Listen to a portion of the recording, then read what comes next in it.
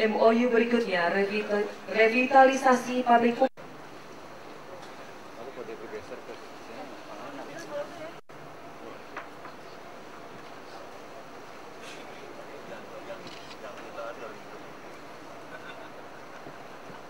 Selanjutnya, Assalamualaikum warahmatullahi wabarakatuh.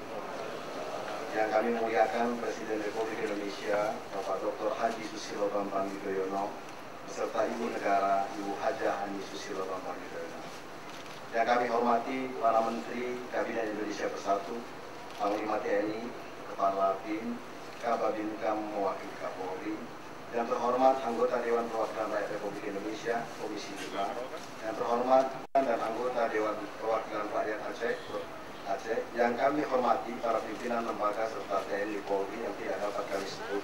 Bandar Udara Internasional Sultan Iskandar Muda dan proyek-proyek infrastruktur di Provinsi Aceh.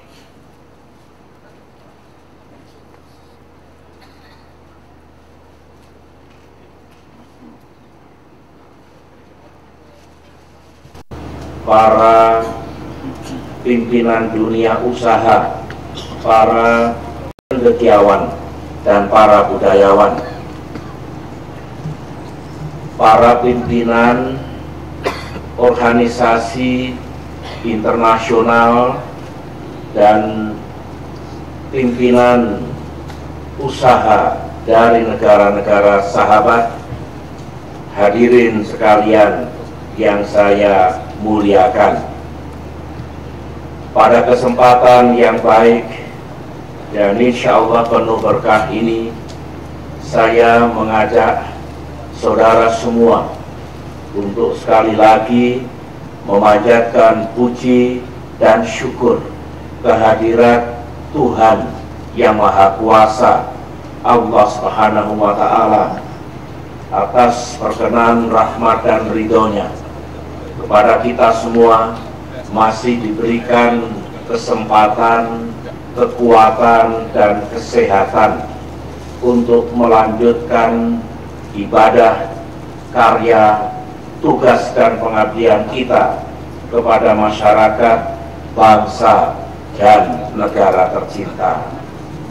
Kita juga bersyukur kehadirat Allah Subhanahu wa Ta'ala karena pada hari ini kita dapat bersama-sama menghadiri peresmian Bandar Udara Internasional Sultan Iskandar Muda dan berbagai proyek infrastruktur yang alhamdulillah telah selesai kita bangun di Aceh ini.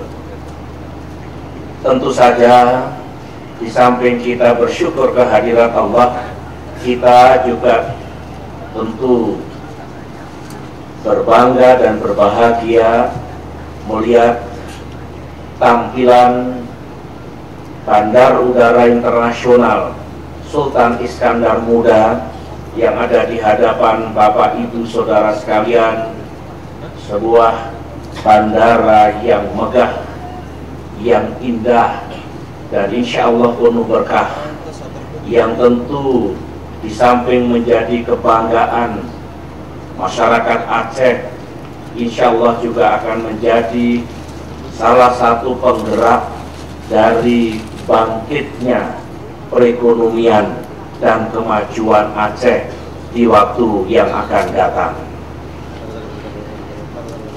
Oleh karena itu, atas nama negara dan pemerintah, saya ingin mengucapkan terima kasih dan penghargaan kepada jajaran Departemen Perhubungan, jajaran Departemen Pekerjaan Umum, jajaran pemerintahan Aceh, dan semua pihak termasuk dunia usaha yang telah berhasil membangun Bandar Udara Internasional yang insya Allah akan kita resmikan hari ini beserta proyek-proyek pembangunan yang sudah barang tentu sangat diperlukan oleh masyarakat Aceh, dengan pesan dan harapan agar semua proyek-proyek infrastruktur yang telah kita bangun, yang menggunakan biaya yang besar ini dapat kita rawat dan kita pelihara dengan baik,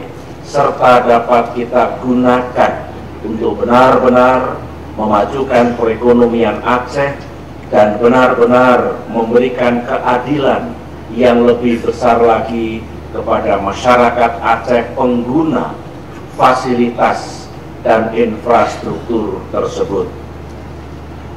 Saudara-saudara, kemarin ketika saya membuka Pekan Kebudayaan Aceh yang kelima, sekaligus Aceh International Expo tahun 2009, saya menyampaikan kepada para pimpinan dan masyarakat Aceh bahwa ke depan untuk benar-benar membangun Aceh menjadi lebih aman dan damai, menjadi lebih adil dan lebih sejahtera, paling tidak ada 5 agenda utama, ada 5 prioritas yang harus disukseskan secara bersama oleh saudara gubernur, saudara wakil gubernur, para bupati dan wali kota, dan semua jajaran pemerintahan di Aceh, oleh para pejabat lembaga-lembaga negara yang bertugas di Aceh, dan dengan dukungan masyarakat luas agar hasilnya benar-benar baik. Agenda pertama, mari kita tuntaskan rehabilitasi dan rekonstruksi Aceh pasca tsunami. Kalau BRR telah menjalankan tugasnya dengan baik, maka lembaga baru yang kita bentuk untuk melanjutkan pembangunan proyek-proyek infrastruktur itu harus juga berhasil sama baiknya dengan yang telah dilakukan oleh BRR. Dengan demikian, infrastruktur, fasilitas pemerintahan, dan semua yang diperlukan untuk membangun kembali Aceh benar-benar dapat kita hadirkan melalui program-program rehabilitasi dan rekonstruksi pasca tsunami. Itu agenda yang pertama. Agenda yang kedua, saya juga berharap mari kita lanjutkan dan tuntaskan reintegrasi pasca konflik. Sudah jauh perjalanan yang kita tempuh.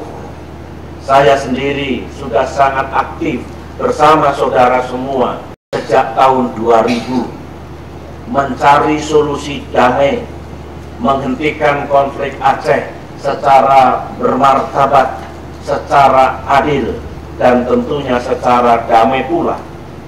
Kita mengalami masa pasang surut, jatuh bangun dengan segala permasalahan, ujian, dan tantangannya.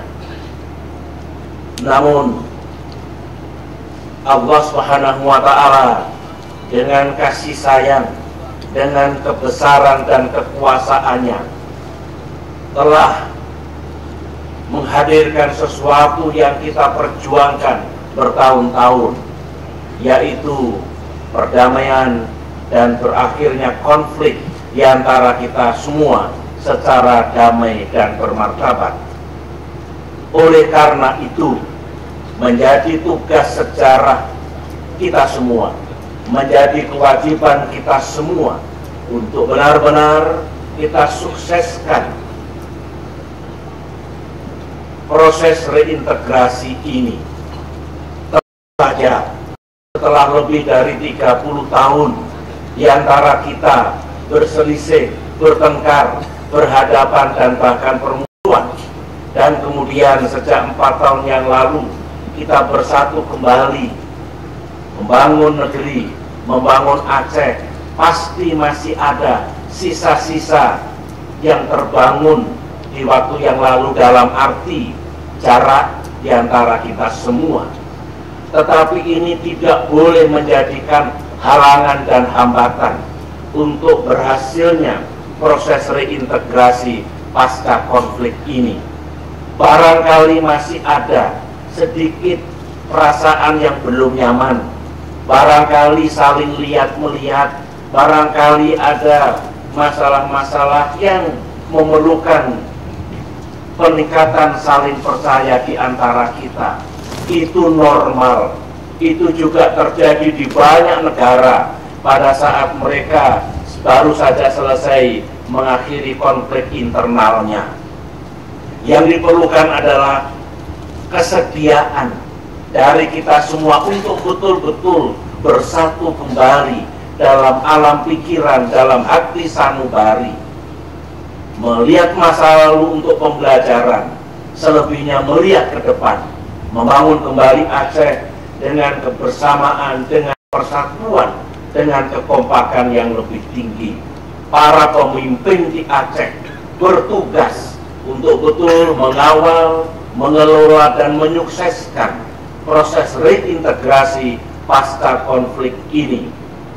Harus lebih berjiwa besar, harus lebih matang, lebih rasional, dan tidak boleh emosional oleh hal-hal kecil yang bisa jadi kalau tidak dikelola dengan baik bisa mengganggu proses perdamaian yang alhamdulillah telah dapat diwujudkan di Aceh yang sama-sama kita cintai ini. Itu tugas penting, itu agenda kedua yang harus benar-benar kita sukseskan, sehingga pasca rehabilitasi dan rekonstruksi, pasca reintegrasi, Aceh benar-benar akan berubah menjadi Aceh yang lebih maju, lebih sejahtera, lebih damai dalam naungan kebersamaan dengan keluarga besar bangsa Indonesia dalam wadah negara kesatuan Republik Indonesia. Itu agenda yang kedua. Agenda yang ketiga, saudara-saudara, saya katakan kemarin, mari kita jaga, kita pelihara, dan kita lanjutkan perdamaian dan keamanan yang hadir di bumi Aceh ini. Itu kewajiban kita, itu harga mati untuk betul-betul mempertahankan suasana yang puluhan tahun kita dambakan kehadirannya di tanah Aceh ini. Agenda yang keempat, mari segera tingkatkan pembangunan ekonomi.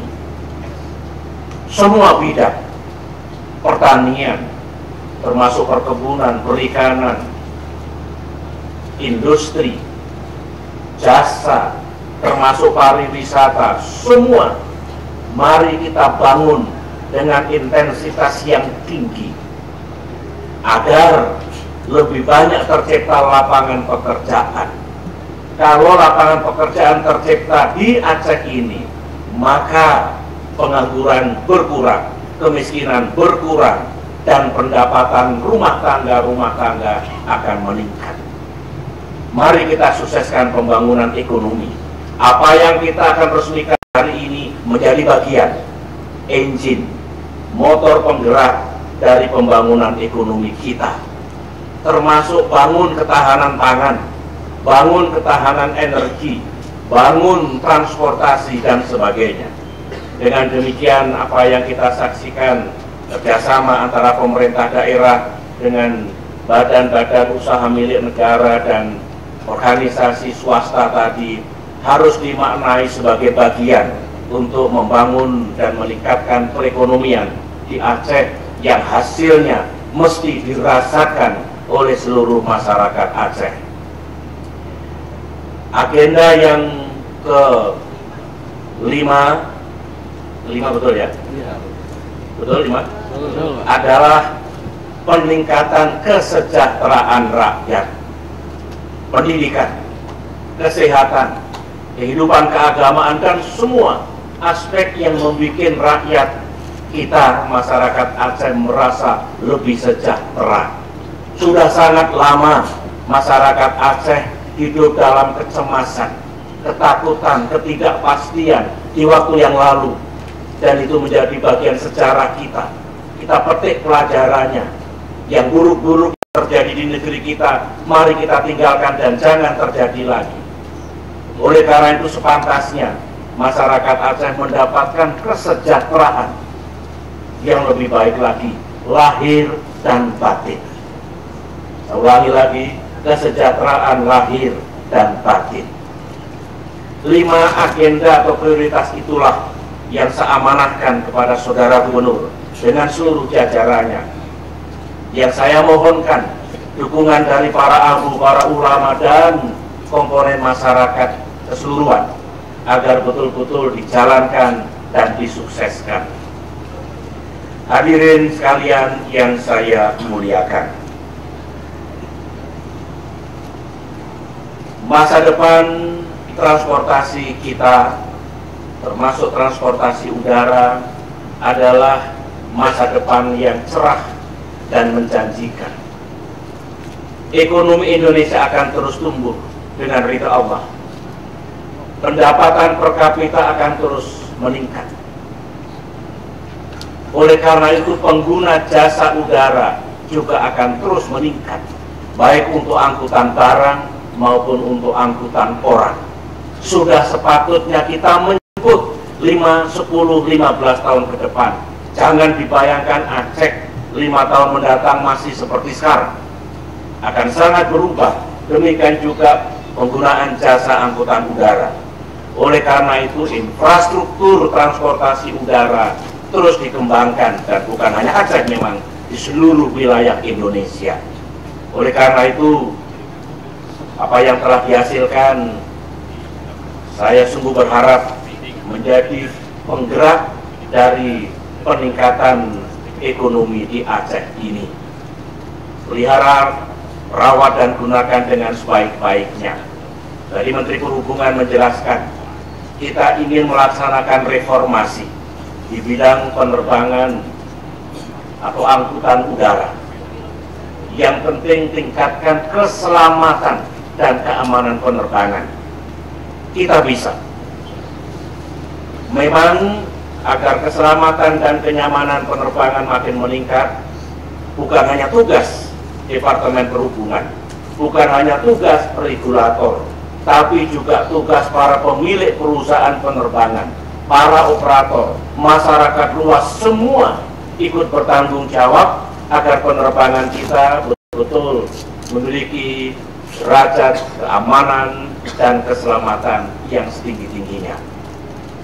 Setelah itu tingkatkan pelayanan yang baik, tepat waktu, pelayanan di pesawat, check-in, boarding, dan sebagainya. Kemudian kelola dengan baik mana yang untuk angkutan, mana yang untuk barang, dan sebagainya. Saya melihat masa depan yang baik dari usaha penerbangan kita ataupun jasa angkutan udara di waktu yang akan datang. Demikian juga infrastruktur yang diresmikan hari ini, jalan-jalan yang ada di Aceh, sarana air minum, ya.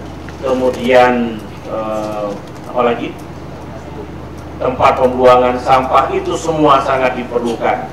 Saudara-saudara, bumi kita ini tidak bertambah, tapi jumlah manusia yang hidup di atasnya terus bertambah. Penduduk dunia sekarang 6,6 miliar. Penduduk Indonesia sudah lebih 230 juta. Semua memerlukan pangan, memerlukan energi, memerlukan air bersih dan air minum, belum pertanian kita.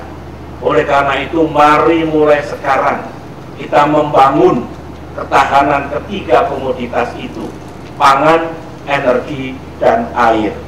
Semua inisiatif, semua prakarsa, semua kerja nyata di seluruh Indonesia untuk meningkatkan ketahanan pangan kita, bukan hanya bersuasembada. Meskipun alhamdulillah setelah tahun 2005 kita canangkan revitalisasi pertanian, perikanan, dan kehutanan, kita telah bersuasembada beras, jagung, dan gula konsumsi. Mari terus kita tingkatkan untuk swasembada kedelai dan daging sapi. Pangan sangat penting. Energi juga demikian. Jangan hanya tergantung pada bahan bakar minyak. Suatu saat akan habis. Mari kita gunakan yang lain, gas dan batu bara, tapi suatu saat juga akan habis. Mari kita gunakan sumber-sumber energi terbarukan. Angin, air, surya, bioenergi dan sebagainya. Usaha untuk membangun energi yang ramah lingkungan, yang terbarukan seperti itu harus kita laksanakan dengan sungguh-sungguh. Dan yang ketiga, air. Jawa ini terus terang sudah mulai ada tanda-tanda di sana sini ada lampu kuning. Mari kita selamatkan Jawa. Yang lain yang belum ada hambatan ataupun ancaman kekurangan air, kita cegah. Jangan sampai daerah luar Jawa itu juga mengalami permasalahan berkaitan dengan air. Mulai sekarang, rawat lingkungan kita, kelola dengan baik, bangun sumber-sumber untuk pengaliran air bagi sawah-sawah kita, dan utamanya air minum, air bersih untuk masyarakat kita. Saya ingin bukan hanya apa yang dikerjasamakan, yang kita saksikan MOU-nya hari ini, tapi Pak Gubernur, para Bupati, Wali Kota berkewajiban pula dengan inisiatif masing-masing. Pastikan ketahanan pangan, ketahanan energi, dan ketahanan air minum, air bersih terjaga di Aceh ini sehingga tidak mengalami yang saya katakan lampu kuning tadi. Dan tidak boleh Indonesia mengalami lampu merah karena kita gagal untuk mengelola dan meningkatkan ketahanan pangan, energi, dan air kita. Hadirin yang saya muliakan, sebelum saya mengakhiri sambutan saya dan meresmikan bandar udara yang kita cintai ini dan proyek-proyek infrastruktur yang lain, saya ingin merespons apa yang disampaikan oleh Saudara Gubernur tadi. Pertama, tentang kemungkinan diberlakukannya visa on arrival untuk Aceh, agar lebih lagi berkembang kerjasama Aceh dengan negara-negara sahabat sebagaimana provinsi-provinsi lain di Indonesia. Tadi saya mengatakan di wilayah barat ada namanya IMTGT, Indonesia, Malaysia, Thailand Growth Triangle. Provinsi-provinsi di Sumatera itu menjadi penjuru di dalam menjalankan kerjasama dengan negara sahabat itu maupun dengan negara sahabat yang lain, dengan tentunya mengacu pada sistem nasional. Kita berikan opportunity, kita berikan peluang untuk mengembangkan kerjasama yang baik. Yang penting kerjasama itu prudent, berhati-hati, jangan ceroboh, jangan lagi meninggalkan beban atau utang pada pemerintahan berikutnya lagi ataupun masyarakat luas.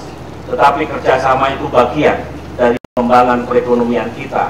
Oleh karena itu, usaha untuk itu tetap kami berikan dorongan.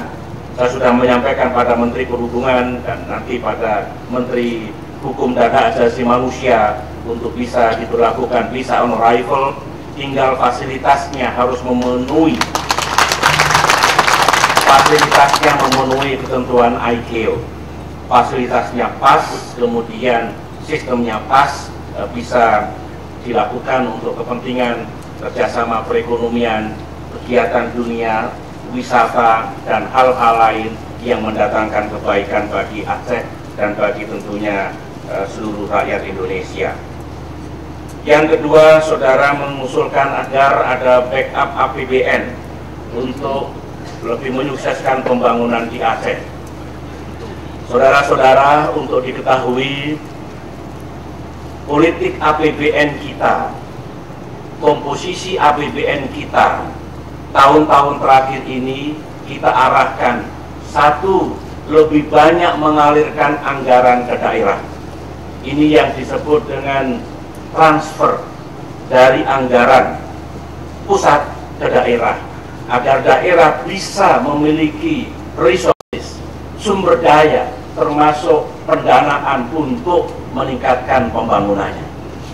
Nah, yang kedua, politik yang kami jalankan adalah APBN kita itu pertama-tama untuk membiayai tugas pemerintahan umum sebagaimana negara-negara lain.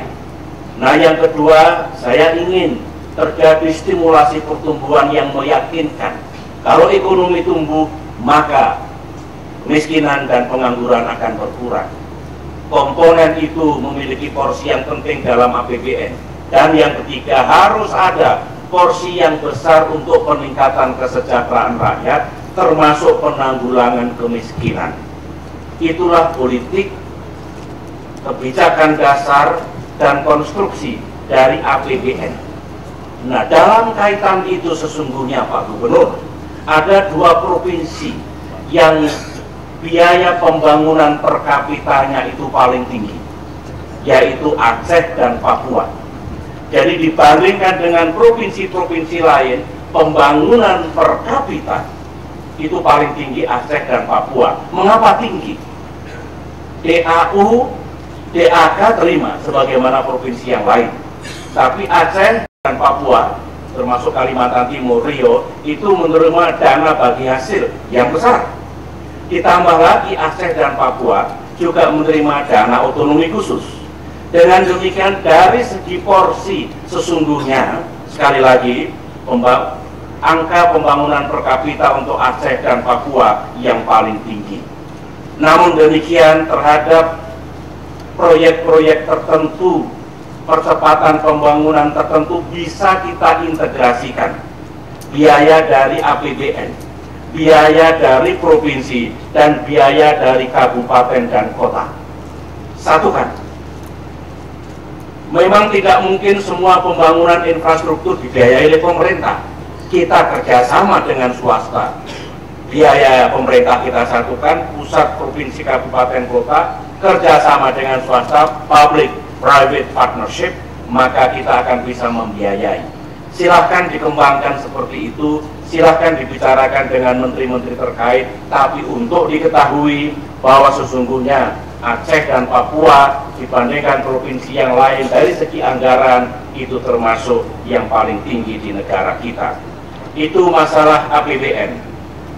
Yang ketiga, masalah sudah sekian bulan tidak datang itu peralatan medis yang harusnya datang ke Papua, ke Aceh. Saya minta melalui Sekretaris Kabinet cek kepada Menteri Keuangan, Direktorat Jenderal Bea dan Cukai, mencari tahu mengapa. Saya pernah marah dulu, pernah menegur juga Bea Cukai Belawan pada saat masa tsunami. Ada barang yang berhenti di situ lama sekali, padahal diperlukan untuk digunakan dalam keadaan tanggap darurat. Kita harus bisa membedakan mana itu kira-kira barang penyelundupan, mana itu bantuan kemanusiaan yang segera digunakan untuk menyelamatkan jiwa dari saudara kita. Pernah saya tegur dulu. Coba dicek mengapa. Belum tentu Bea Cukai Belawan salah, tapi mengapa? Apalagi sekian bulan. Kalau ada surat-surat yang belum dilengkapi, segera dilengkapi. Kalau ada penjelasan, berikan penjelasan. Tapi tidak boleh berhenti. Jangankan bulanan, seminggu, 2 minggu pun tidak boleh sekarang berhenti seperti itu. Ini good governance. Reformasi birokrasi, yang lalai harus mendapatkan sanksi.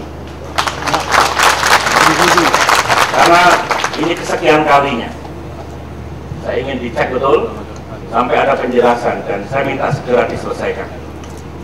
Tidak elok itu barang berkumpul di pelabuhan, sementara diperlukan di sini untuk kepentingan kemanusiaan, apalagi alat-alat untuk rumah sakit, untuk medis. Itu 3 hal telah saya respon, Gubernur. Sekarang 2 tambahan dari saya. Saya ingin wisata digalakkan. Aceh ini luar biasa. Wisata budaya, wisata alam, wisata adat, wisata kehidupan beragama, dan jangan lupa ada monumen sejarah yang dulu memang pahit sekali, yaitu musibah tsunami. Jadikan itu objek wisata.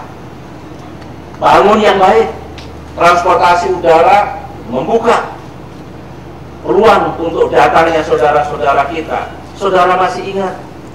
Karena waktu itu berhari-hari bermalam-malam saya dengan yang lain-lain di sini pasca tsunami, ada puluhan kontingen tentara dari negara sahabat yang datang ke Aceh. Ada ratusan kontingen negara termasuk organisasi internasional yang datang ke Aceh. Mereka punya kedekatan dengan Aceh, rindu mereka untuk suatu saat bisa datang ke Aceh kembali, melihat Aceh yang berubah. Ini potensi untuk kepariwisataan. Saudara tahu, saya berkunjung ke Meksiko. Tiba-tiba ada spontanitas. Ada sekitar 40 atau 50 dulu, mana Dino?